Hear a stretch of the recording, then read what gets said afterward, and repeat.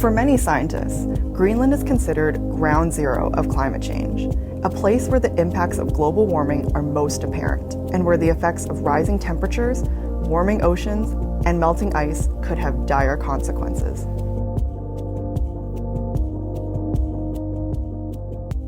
I had the chance to accompany a team of scientists from New York University out to Helheim Glacier.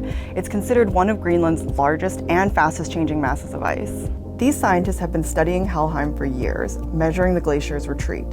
For the 14 years that scientists have really closely been observing Helheim, it's thought to have retreated at least 6 miles.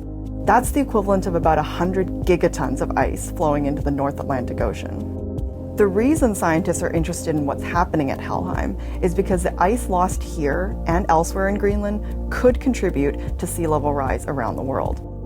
I ended up having to camp next to Helheim Glacier for a night, and so I ended up camping out with the team of scientists who were there to monitor the ice's retreat.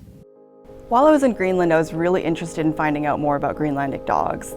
They're their own specific species that was thought to have arrived on the island about 1,500 years ago. I had been told that about 25 years ago, there were more dogs than humans in a lot of Greenlandic towns, but since then, their population has fallen by more than half.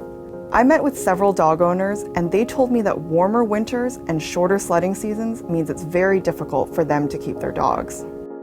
One of the most important things from my time in Greenland was understanding what a complicated story climate change is for Greenlanders. There is no one answer, and there's no one narrative that can be told about how these people are coping with climate change, warmer winters, and unpredictable ice conditions. They're threatening traditional hunting practices in many towns across Greenland, especially in the northernmost settlements. But I also saw how climate change is offering some unexpected benefits. In Ilulissat, in West Greenland, I saw how the fishing industry is actually booming because of climate change. Climate change is also fueling tourism in East Greenland towns like Tasiilaq.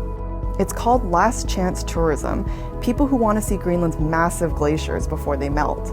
I spent several days in Tasiilaq, and while I was there, I would see huge cruise ships come into the harbor, and hundreds of tourists would flood the streets of this tiny town. Still, one theme that emerged again and again with most of the locals I spoke to was the resilience of the Greenlandic people. That's not to say that they don't recognize and accept the realities of climate change, but many pointed out that it's part of their heritage to cope with changes in their environment.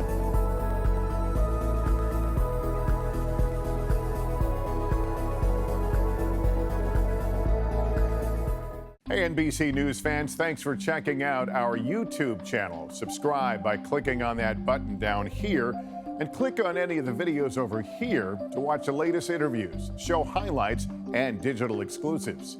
Thanks for watching.